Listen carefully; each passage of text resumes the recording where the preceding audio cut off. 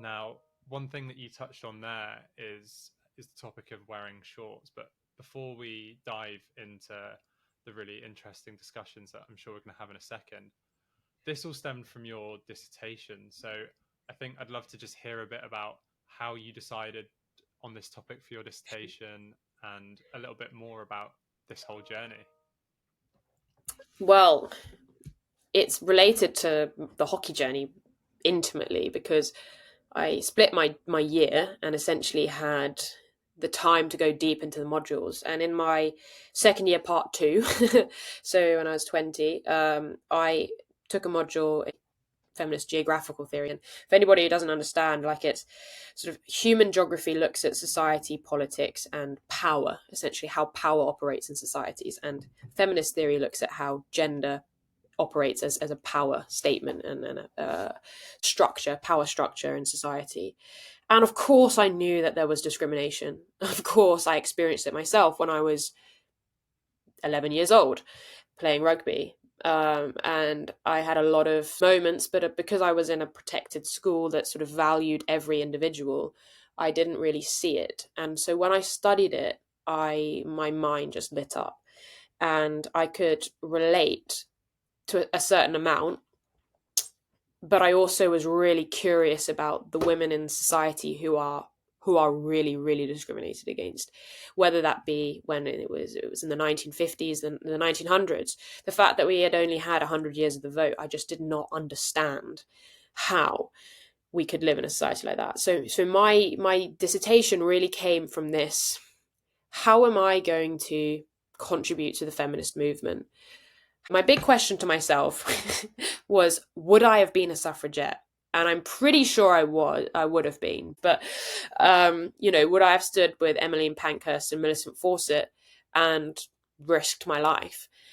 I hope I would have. But I'll only know if I would have if I do something to continue the cause, because we can never go back. And there are societies across the world that are going backwards. Even our society is going backwards. The US, etc.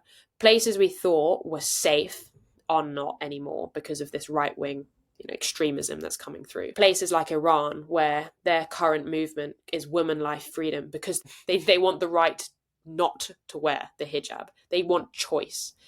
Mahsa Amini was killed for removing her headscarf, not wearing it correctly. So, as you can tell, I'm very passionate about this, but essentially, I wanted to look into choice and how gender is structured in societies. And originally, I wanted to look at school uniforms themselves. And I had this burning desire to understand, why are we wearing skirts and trousers differently? Then I looked at the government guidelines, and it said that schools can determine if girls can wear trousers. So it's the schools determining, not the girls. I had this sort of burning desire to understand the history of skirts in sport, etc. But I couldn't find a way to prove that skirts were a gender item that discriminated against women, because there's no way in school really to understand if your learning is impacted. However, in a sport context, I train in shorts every day, but I have to wear a skirt with tiny little undershorts underneath to play my match. So all my life I've been uncomfortable, but I never knew I had a choice. And I never thought I had agency to make change. So when I first joined the senior team, I just accepted it. But after my ACL, I was in no mood to mess around. I was in a very F it mood, because I was just like, I have not spent 12 months to come back and wear a skirt, plus all my dissertation work. So that's how I ended up writing my dissertation, because I asked the question, in a school sport uniform context, is it practical, professional, or patriarchal that we continue to wear gendered school sport uniforms? And as you can imagine, it was the latter, because there is no leg to stand on to say that a skirt is more practical than shorts. Yeah, a very poignant point there. And just so that everyone's aware that's listening, what is the current policy issued by the UK government on uniform for sport in schools? So school sport uniform and school uniforms generally, it's non-statutory, so there's no government regulation. The only thing that the government say is that they have to abide by the Equality Act 2010, which says you must not discriminate on race, gender, sex, religion, sexual orientation, etc. They do issue guidance, however, which has traditionally been quite problematic. It said schools can determine if girls can wear trousers. It says that currently section 2.17 says that dress standards, different dress standards between boys and girls are standard, are usual. So we're in a state where schools can determine what their kids wear, but what they are left with is a legacy of whatever tradition their school is traditionally operated in, and that is gender division, skirts and trousers, and that is the majority of schools. There are many state schools that offer only one thing when it comes to school sport uniform.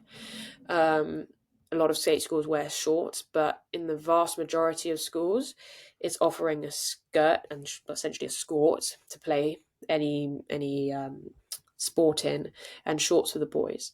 And the reason why it's a big deal is it's kind of threefold. So first of all, the evidence to show that girls are dropping out of sport is huge. So age 14, 10% of girls meet physical activity health standards, only 10%. My research found that over 70% of women have seen girls drop out of sport because of sports kit. So that is a huge issue that we're not addressing. And I think the final point, which is up, is that not only are we gendering an item, which doesn't have to be gendered because men wear kilts, we're talking about practicality, and we're talking about girls' bodies, which comes back to this whole choice thing. So if you at age 5 are a girl and you wear a skirt and the boys wear shorts, by age 6 you assume that all girls wear skirts and all boys wear shorts. At age 7 you think that skirt equals girl and shorts equals boy, and we create this gender divide in sport and in general school. But what that does is leads to a society where there is extreme difference between gender. And whilst there are differences between gender, the extremities of that lead to a lot of misogynistic patriarchal behavior where there's a dominant group over the other. Now let's bring in sport and say that the legacy of sport is that women could only join sport and participate in that masculine area of society if they hyper-feminize themselves. So that's why they wear dresses, why they wear skirts, is because to be accepted in sport, you have to make sure you are visibly feminine, visibly female, because you cannot infringe on the male-dominated arena of sport. So I want us to get back to this understanding of there is now an expectation at age 7 to look a certain way as a girl and to look a certain way as a boy. And that is where we start to see this ideal feminine body in sport emerge, and where girls, if they can't meet that, which is a slender body, toned enough but not too strong, long hair obviously, nice skin, perhaps high skirt. We all know what the ideal feminine body female athlete looks like. If you are vaguely tiny bit off, you are hyper scrutinized to the effect that when you're at school lunch, you're not allowed to wear a skirt or a skort, because your legs will be revealed too much, and that's apparently sexualizing.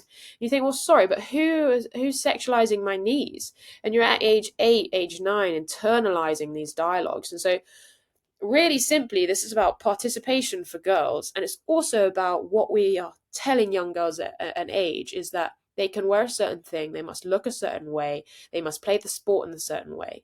When you dive on a hockey pitch in a skirt, it flies up. What does that say? That says don't dive on the hockey pitch. That says play the game differently. It says you're different from the boys. And in a sport, sort of in the world we're living in, I think kit is just it is the most underrated reason why girls drop out of sport, and why there is such a divide in sort of our sort of, I would say, aesthetic of the sports. So it's so intrinsic to everything that we do. It's linked to school uniforms, and I hope to do a project on school uniforms in the future, but I could no longer wear my hockey skort and feel like I was being myself, but that we train in shorts every day. That's the only thing you have to ask. So if performance benefit wise, we would increase our performance. I did a survey with my team. We would increase our performance and our comfort if we could wear shorts. And the genius of it all is that you don't have to want to wear shorts, because you just have to want to allow me to wear shorts, and it's all about choice. And if I just bring it all full circle, really what we're trying to teach young girls by giving them the option of shorts right now, all we're trying to do is say, you can decide what you wear, and in that way you can have control over your own body, and in turn have more empowerment over what happens to your body. And that is priceless for a 7-year-old to learn. I think you've wonderfully brought it back full circle there. It is all about choice. And one thing I've just pulled from your actual dissertation here is talking about thematic analysis of how people feel pressured to attain the ideal body type.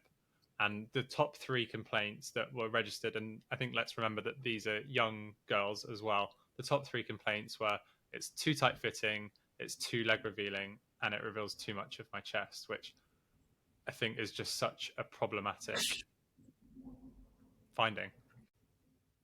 Yeah, it's all alarming. And the thing is that I'd really like to emphasize is that every girl's reason why they want to wear something is different. And also, what's things really interesting about those answers is that you get coached to what is revealing. Because, you know, we all ran around naked when we were once, you know, when you're younger, but then you start to get pressured, and there's certain parts of your body that are sexualized. And I think the only way you'll see girls truly thrive, and if we want to have a society where there's true equality, you have to really change at the root some of those behaviors and those internalized beliefs about what it is to be a woman, because it's what's called feminist consciousness or generational consciousness. We need to change mass consciousness to be able to move to the next level of society. And one of those changes is uniform and identity expression. And it all comes back down to participation in sport. Like, if someone wants to wear a hoodie or leggings or shorts and they're going to continue to play sport, like, why are we stopping them doing that? Because of an aesthetic? Because of tradition? One of my teammates said, what's next? You know, we wear shorts, then what's next? And I'm like, I don't know, people have more choice, they're more enjoyable. Like, what is next? Like, what is the worst that can happen? That, oh, we'll lose the femininity of the game. I'm like, sorry, what part of me wearing a skirt is impacting the femininity of hockey? What does that even mean? Is a gymnast wearing a long leotard going to destroy gymnastics, or is it actually going to mean that there's less sexual harassment and more participation and probably a better result for the whole of gymnastics? Like, these arguments just really frustrate me when people come back at it, because if you go back to participation and enjoyment, you can't ever say that it's not correct. I love that. Yeah, I love the passion. It's great to hear you speak about it. I've read your dissertation, but hearing you actually speak about it just elevates the level of importance, but I think it kind of conveys it with a lot more intensity.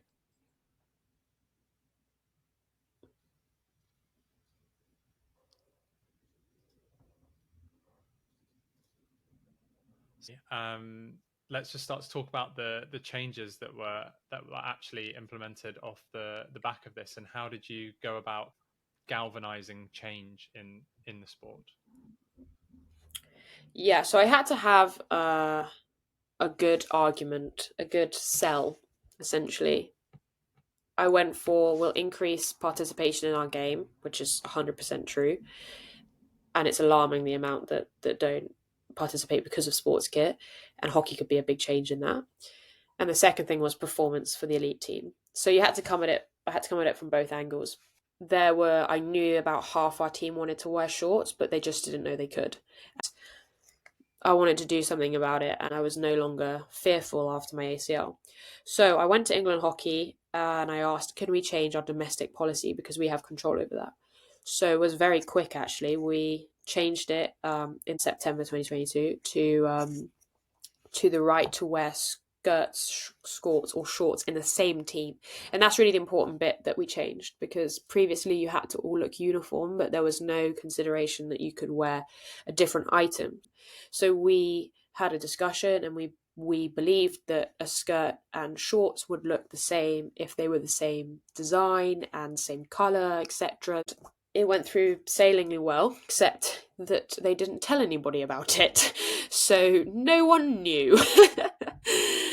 And no brands made hockey shorts, because why would you? Because nobody wears hockey shorts. So we were in sort of this awkward stage between September 2022 and when my paper was published in March 2023, where nobody knew the change had been made, no press release had gone out, and brands weren't even starting to make shorts.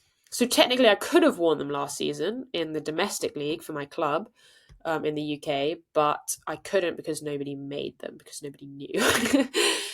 What happened in March, I convinced England Hockey that they should post it on Twitter, and I wrote the article for them.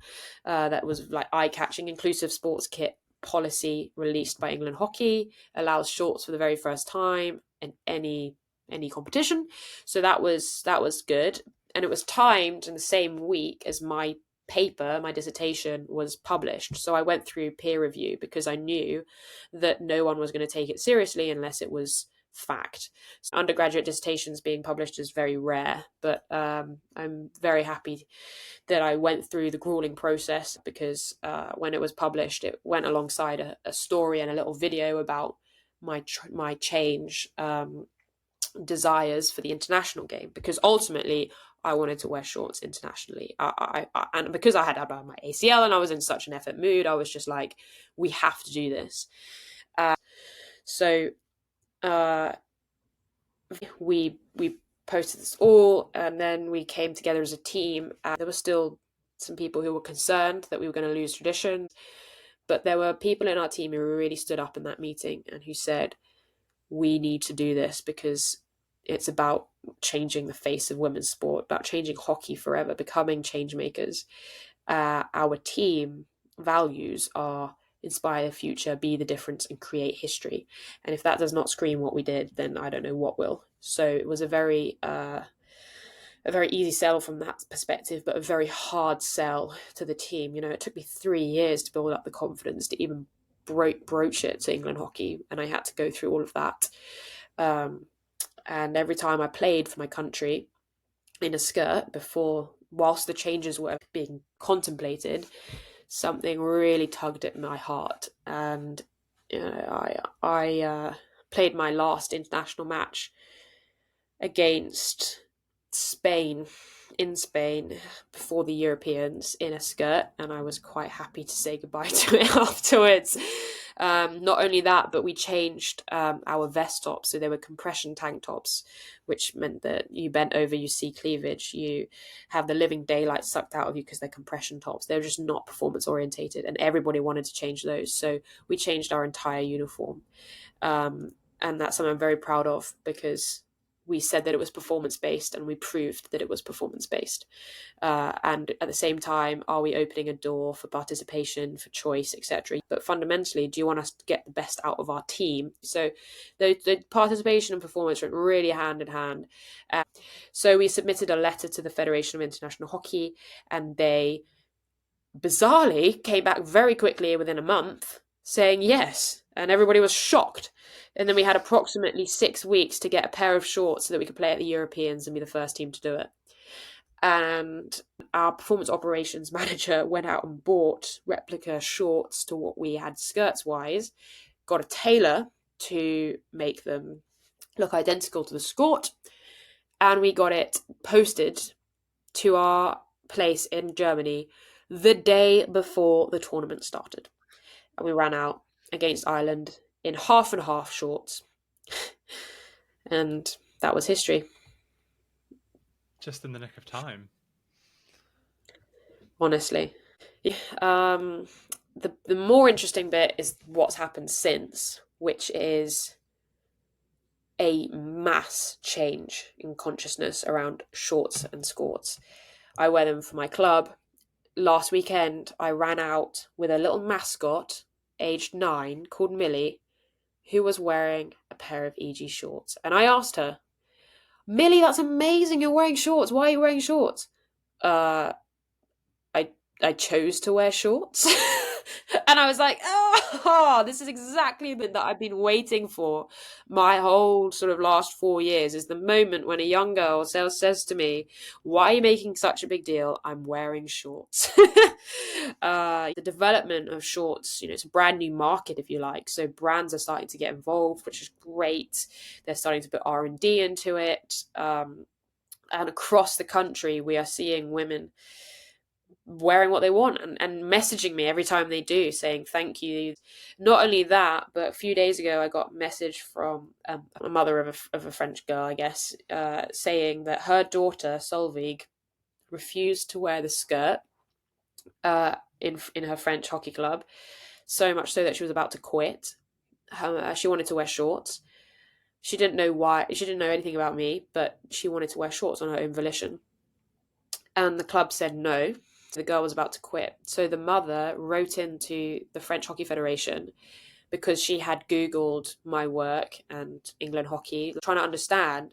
And the Federation of International Hockey says you can wear skirts or shorts. So surely it should be the fact in French hockey. She emailed in, and within a few weeks, French hockey had changed their policy. And so she messaged me a few days ago to say thank you, and with a photo of her young daughter wearing shorts with a sign that said Merci Tess. And now it's going international, and those sorts of stories I'm getting flooded in on my inbox, and it's just the most amazing feeling to think that that girl is going to stay in hockey because of something that I was part of or pioneered, and that she stays in our sport and she stays being true to who she is. That's cool. That's really cool. That's a wonderful story, and I think it really is testament to all the hard work and graft that you've really put in to get this over the lines. It's amazing to hear all of the positive news and stories of people that are now feeling liberated and like they have a choice. Thanks. So one thing that I've pulled up here is just a little quote that I found that you said, and the quote is, "If not now, when? If not us, who? The time is now." And I think that beautifully sums up your attitude and the way that you've gone about taking your research and implementing it. I don't know if you have anything further to add on that phrase. No, my dream is still the same as it's been. I want to go to the Olympics, but I want to go to the Olympics in shorts. And to know that at least half of that dream is there is very special, and I'll do everything I can to be out there, because not only will I be, essentially wearing my truth, feeling comfortable, but in the grand scheme of the Olympics being in Paris, in a place where religious expression and women's expression particularly is reduced, is limited, it will be really special, because as much as this is about shorts, it's not really about me.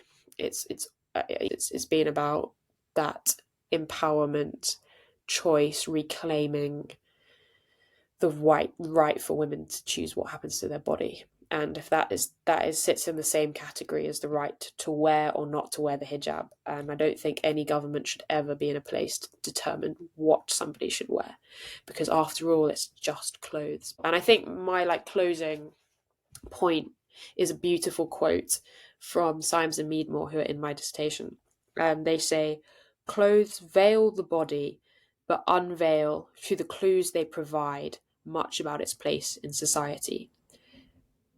I feel like we've changed the place of women's hockey in society based on shorts, and I think that's really cool. But there's so much more to do, and it's quite exciting. Literally. Arriving. Hang on. Let me just open the door for her. Yeah, of course. So I'm someone that's grown up playing sport, and one day I'll imagine that I have kids. And having spoken to some of my female friends, and after talking to you, I realised that growing up and playing sport is quite a very different experience for women. And then this year you were nominated for the Changemaker Award at the Sunday Times Sportswomen of the Year. Just how did that feel? Yeah, I mean, it was amazing. I felt like it was something that our whole team did, but it came from my research, and so that's pretty special. I think to be on the stage with Mary Earps there winning the award for Sportswoman of the Year, and me there for Changemaker, and then just to join the dots and think we're all sort of linked is really cool. Just very grateful, I think, for everybody who's been on the journey. My voice was only really found through the Women's Sports Trust, who created a program called Unlocked, where they got 30 athletes and paired them with mentors. And my mentor, Susie Levy, is an absolute powerhouse human being who I call my Batman, who I took to the event when I was nominated. And she is a go-getter. And I said to her, I want to change hockey policy. And she said, let's frickin' do it. And to have somebody in my corner for the last 3 years has been, more than anything I could have imagined. My family as well have always backed it. They've listened to me at the dinner table go on and on about feminism and shorts and how I'm going to do it, etc. And so very grateful for them. Yeah, it's almost like you've read my questions here, because my next leading statement was about you being a go-getter, and you've stolen the words straight from my mouth. But by being a go-getter, what I mean is that you've kind of had an idea, you've put the words on paper, but then more importantly, you've galvanized action. You didn't enter this eternal planning phase, which a lot of people, and including myself, have been guilty of entering this. I'll do it when, or I'll do this once. What advice would you have for people that want to turn their thoughts into actions? I think it all starts small with an idea, and I've had a lot of ideas, but none of them have stuck like this one. And I was notoriously a starter and not a finisher in terms of ideas and businesses, etc. Like I just loved creating things, but I never followed through. But this was something I was so passionate about that I could not sleep at night because of it. It kept me up. I would work until 2 a.m. trying to work out how I'm going to do it. And then I was just relentless. So it starts with the passion because I love it. I love it. And I love the reward now of seeing the effect that it's had. Bloody hard, but if you're passionate about it, you will find the energy for it. So my advice is, if you're not passionate about it, don't do it, because you'll never sustain it. But if you're passionate about it, it's basically just fun, isn't it? And part of the reason that I started this podcast was to demonstrate the power of sport as a vehicle for change beyond its commercial nature, which I think is something that you're definitely on board with doing. In your own words, how would you describe the power of sport? I really see it as an agent of empowerment for your character. And I would not be the character I am today if I hadn't have had sport. It's brought me out of my shell through sport, through putting yourself out there.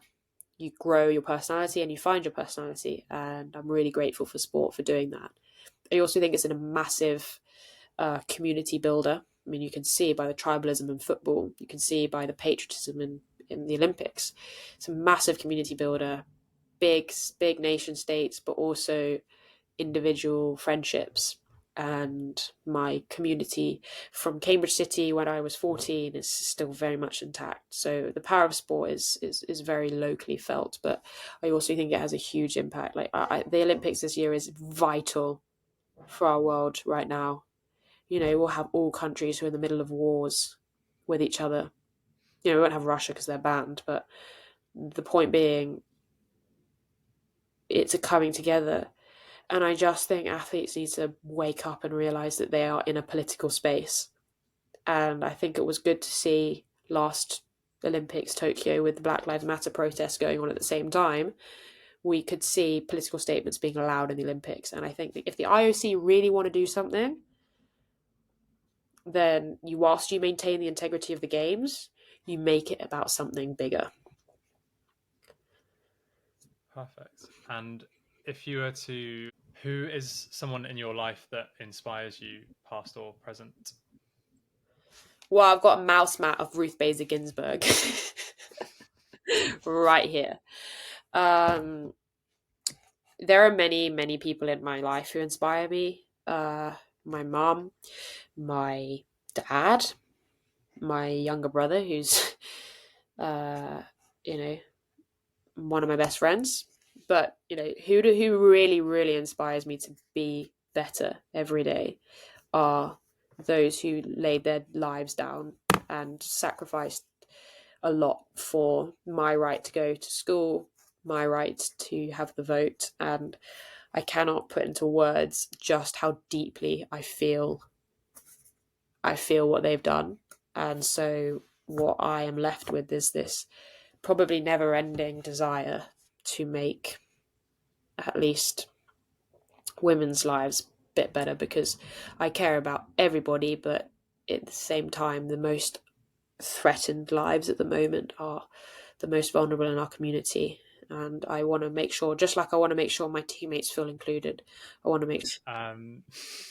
So what is one piece of advice that you would like to share with us? Use your voice. That's it. Use your voice and include people. That's the advice I would give. Life will be better for everyone. It's perfect. And for the people at home that want to find you or kind of learn a little bit more about what you've done, what's the best way for them to do that? Yeah, Instagram, Howard_Tess. Or you can probably just type in my name, Tess Howard. Otherwise, my company, which is looking to expand the inclusive sportswear movement, is called Inclusive Sportswear. So you can look that up as well. Perfect. Well, Tess, thank you so much for all of your time. It's been great to have you on. No, I've really enjoyed it. Thanks for letting me speak my truth. You're welcome.